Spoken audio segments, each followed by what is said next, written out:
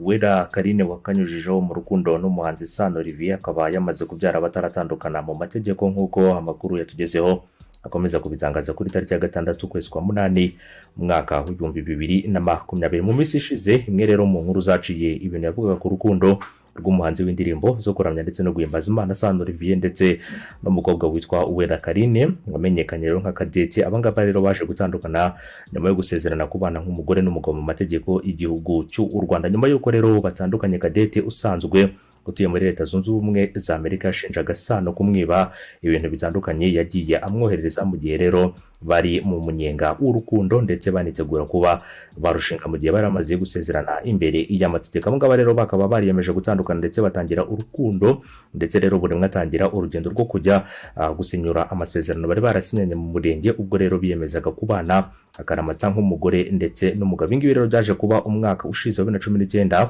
ubwo Cadette rero yari mu gihugu cy'u Rwanda aho yari yaje gukurikirana ikibazo cye n'uyu musore rero bari bemeranyije kubana. Uyu mukobwa rero mu itangazamakuru yakundaga kumvikana avuga ko Sano adashobotse ndetse ko uretse kumwanga hari n'ibintu rero yamwibye bitandukanye birimo n'amafaranga yagendaga amwohereza. Nyuma rero yo kuva mu Rwanda, inkuru zabaye rero nk'izicecetse cyane ku birebana na Cadette ndetse na Sano Olivier, ndetse rero Cadette niyongera gukunda kumvikana rero mu itangazamakuru. Amakuru amaze kutugeraho n'amakuru ahamya ko rero mu mpera z'ukwezi gushize kwa Nyakanga 2020 uyu mukobwa yibarutse umwana we, akaba rero ari umwana we wa mbere yamaze kubyara ndetse rero akaba yaranamaze kumuha izina rya Nola. Ngira ngo rero nta byinshi byamenyekanye ku mugabo babyaranye uyu mwana cyangwa se umwana we. Icyakora rero bivugwa ko nubwo rero yabyaye ibyangombwa byo gutandukana na Sano bitaraboneka, bivuze ko gatanya yabo itararangira ku buryo akiri umugore wa Sano Olivier mu buryo bw'amategeko. Ikindi kandi Sano Olivier wibutse ko rero ari umuhanzi nyarwanda, akaba rero ari umuhanzi ukizamuka mu muziki wo kuramya no guhimbaza Imana. Akaba rero yarinjiranye mu muziki umwihariko wo kuririmba mu rurimi rw'icyongereza. Sano Olivier ndetse na Cadette ngira ngo rero inkuru zabo zatangiye kumvikana n'ubundi mu kwezi kwa munani ku itariki ya 3, akaba rero aribwo hakomeje kugenda humvikanamo ibirebana na kidobya mu rukundo rw'aba bombi. Nyuma rero baramaze iminsi mike basezeranye imbere y'amategeko. Byaje gutungura benshi rero bari bategereje ubukwe bw'uyu musore na Uwera Carine mu Kuboza mu 2019 bukaza rero gupfa, ndetse rero ubu bukwe bukaba bwaraje gupfa habura amezi make cyane. Hari amajwi y'uyu mukobwa yagiye akwirakwizwa n'abantu ku mbuga nkoranyambaga uvuga uburyo rero yizeye uyu musore akamuha umutima wese, nyamara rero atazi uwo amukurikiyemo cyangwa se nyamaranga atazi ko uwo musore amukurikiyemo imitungo. Uyu mukobwa yumvikanye kandi avuga ati uri umuhemu, uri umutindi, nta naho rero utaniye n'abantu ubicanye, nawe rero uri umwicanyi kuko wishe umutima wanjye, nta na kimwe rero uzigera ugeraho mu buzima bwawe ngo ugire amahoro n'ubugome ukoze bungana gutya. Mu ijwi rero ririmo ikiniga cyinshi uyu mukobwa yumvikanye. Ikindi kandi yishyuza Sano Olivier imitungo yose yamuhaye, azi ko rero ayihaye umugabo. Ibi ngibi rero ni ibintu, ndetse ibi bintu Sano Olivier ndetse na Cadette byakomeje kugenda bigarwa mu bitangazamakuru byinshi bigiye bitandukanye. Cadette icyo gihe yagize ati rero ibi bintu ntabwo birangirira ahangaho, nsubiza ibyanjye naguhaye, iyo mitwe mwagiye gukina ukankoresha umurenge w'inyuma, ukaba rero uriho urabyivugira, mfite ibyangombwa bigaragaza ibyo naguhaye, ugenda ubime kuko sinakugeze cyangwa se sinakuguze, ntiwagurishwaga rero ku birebana na Cadette icyo gihe ubwo yatangazaga byinshi bitandukanye ku birebana n'ibyo Sano Olivier yari yaramutwaye. Muri iyi mitungo rero harimo imodoka Sano Olivier icyo gihe yagendagamo n'ikibanza rero bari baraguze, ariko bikarangira akigurishije miliyoni 8 nk'uko byagiye bigaragara mu nyandiko y'amasezerano yagiranye n'uwitwa Ntakiritumana Juma waje kugura icyo kibanza. Sano Olivier yari yaraguriwe na Cadette ariko akaza kukigurisha. Hanyuma rero umwe mu nshuti z'aba bombi yatangarije ikinyamakuru iki gihe, akaba rero ari ikinyamakuru Igihe ko umubano w'abo bombi watangiye rero kuzamo igitotsi nko mu kwezi kwa 7, ubwo rero Sano Olivier yafataga icyemezo cyo guhagarika kuvugana nawe kuri telefone, ndetse rero nimero ye akayikuramo ndetse akanamuburuka kubirebana na Sano Olivier. Hanyuma rero Cadette akaza kuvumbura rwose ko uyu musore yamuborotse kandi bari abantu bitegura kubana. Imvano rero y'isenyuka rw'uru rugo ngo rero ni ukutumvikana ku ikoreshwa ry'umutungo, aho Sano rero yagiye asaba umukunzi w'amafaranga y'umurengera bakagera rero naho babipfa. Mu kiganiro kigufi yagiranye n'ikinyamakuru Igihe, Sano Olivier yirinze rero kugira byinshi atangaza mu magambo make, avuga ko rero ibyo yavuze byose ari ibinyoma, ndetse rero ngo ibyo Cadette yamuvuzeho byose ari ibinyoma. Uwera Cadette nawe uba muri Leta Zunze Ubumwe za Amerika yaramaze imyaka 3 akundana na Sano Olivier, bajya gutandukana rero batandukanye 2019,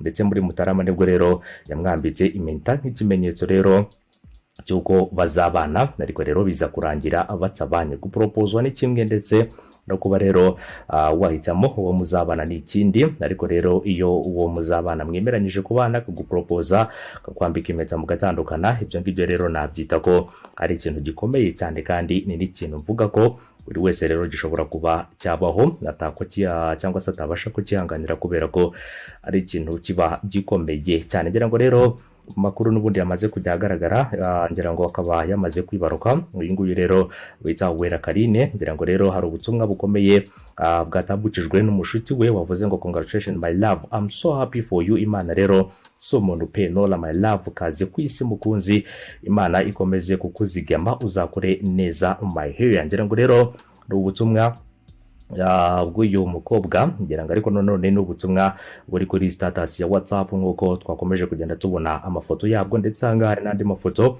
agaragaza rero Cadette agaragara atwite, nk'uko rero byari bimaze igihe bivugwa. Gusa mu kwezi kwa karindwi, ngira ngo n'ukwezi gushize k'uyu mwaka, nibwo rero ashoboka kuba yarabyaye, ariko rero n'amakuru atarigeze agaragara, ariko ngo bikaba byamaze kumenyekana ko rero umwana we wa mbere yamaze kumwibaruka, nubwo hatigeze hatangazwa se w'umwana, ndetse rero na byinshi bitandukanye kubirebana na se w'umwana. Gusa inshuti za Cadette zikaba zikomeje rero kugenda ziha ikaze umwana ku isi, bishimira rero umubyeyi wibarutse, ndetse rero banamwifuriza ishya n'ihirwe mu rugendo rwe rw'ubuzima rero agiye gutangirana n'umwana we, nyuma rero yo guca muri byinshi bitandukanye, nyuma yo kugenda anyura mu bibazo bitandukanye. Avuga ko rero yatewe n'uwo bari bamaze igihe bakundana. Imyaka 3 ntabwo ari mike ukundana n'umuntu, imyaka 3 rero, ariko nanone kubirebana no kuba hari byinshi wemeranyije, kuba rero wageraho we n'umuntu ariko mukaza gutandukana, byose rero ni bimwe mu byagiye biranga urukundo rwabo, ndetse rero bikaza no kurangira byuje kuba rwashyirwaho akadomo. Ariko nanone ikintu gitangaje gikomeje kugenda kibaza wana buri muntu wari we wese, nuko rero abangaba bataratandukana mu buryo bw'amategeko, niba rero hari gatanya izabo mu buryo bwemewe n'amategeko, cyangwa se niba rero bizakomeza kugenda gutya. Nanone buri muntu wese yabyibaza, ariko ibyo rero kuba barafashe icyemezo cyo kubimenyesha inzego z'ubuyobozi, ndetse n'abantu bakaba babizi ko bari baratse gatanya n'ibindi byangombwa byose byerekeranye no kuba batandukana, byose rero inzego z'ubuyobozi zigomba kubirebaho, kubera ko agashobora kuba yashyingirwa kabiri kandi hari ahandi afite amasezerano yo kuba rero yarashyingiranywe cyangwa se yarashakanye n'undi muntu uwo ari we wese. Niyo mpamvu rero nawe yiteguye kuba yafata gatanya, ndetse no mu minsi ishize ubwo yaheruka mu gihugu cy'u Rwanda mwaka ushize 2019, ari kimwe mu byari bimuzanye kugira ngo arebe rero uburyo yakemura iki kibazo cyagiye rero kigarukwaho inshuro nyinshi hagati ye rero na mugenzi we, cyangwa se wari umupatsi nawe mu rukundo, akaba ari Sano Olivier. Sano Olivier rero ntabwo aheruka kumvikana mu itangazamakuru ryo mu Rwanda, ntabwo aheruka kumvikana, ndetse n'indirimbo bisa naho indirimbo ze ziheruka kujya ahagaragara kubirebana n'uyu musore. Se rero yaba aherereye he? Se we rero yaba afite mishinga ki? Nyuma rero yo kuba hari byinshi bitandukanye byakomeje kugenda bimuvugwaho, nubwo rero hari byinshi nawe yakomeje kugenda akuvuga bigiye bitandukanye. Zimwe mu ndirimbo Sano Olivier amaze gukora harimo indirimbo zirimo Belongs to Me, hakaba rero ari indirimbo yakoze iri mu rurimi, navuga ko rero rurimo amagambo y'Ikinyarwanda ndetse n'Icyongereza, hakaza indirimbo Ndakuramya, hakaza indirimbo I Believe in Jesus, hakaza indirimbo Joy, You Deserve, Champion, ndetse n'izindi ndirimbo zitandukanye agiye akora mu ndirimbo rero zo kuramya ndetse no guhimbaza Imana. Reka mbashimire kandi mbifurize gukomeza kugira umunsi mwiza, ngo nizere ko abakunzi ba gospel izo ndirimbo muzakomeza kugenda muzumva, ndetse mukazumva byinshi bigiye bitandukanye kubirebana na nyirazo, ndetse rero n'amakuru ajya hagaragara ku butumwa rero Sano Olivier azabasha rero kuba yagezwaho, cyane cyane kubirebana n'uko mu ex we yabashije kuba yakwibaruka umwana we w'imfura. Namwe muzamenya byinshi bigiye bitandukanye. Ubwo rero usanga abantu batandukanye, ugasanga rero uwo mwatandukanye hari inkuru nk'iyi nziza rwose ntagejeje ku bantu, ariko wowe ugasanga ntabwo bikunejeje. Abantu b'iyi minsi ubwo rero usanga ikirebana n'amashyari cyangwa se ikirebana n'umutima mubi n'ibindi bikorwa byose bishamikiye ku mutima mubi no kugira amashyari ari kimwe mu bintu biranga abantu b'iyi minsi. Ugasanga rero ntabwo wishimiye iterambere rya mugenzi wawe, ibyo mugenzi wawe yagezeho ntabwo byishimiye, ndetse urabibona ukumva birakubabaje, cyangwa se ukabibona ukumva ko ibyo yagezeho rero ari ibintu bitari byiza habe na gato. Niyo mpamvu rero rimwe na rimwe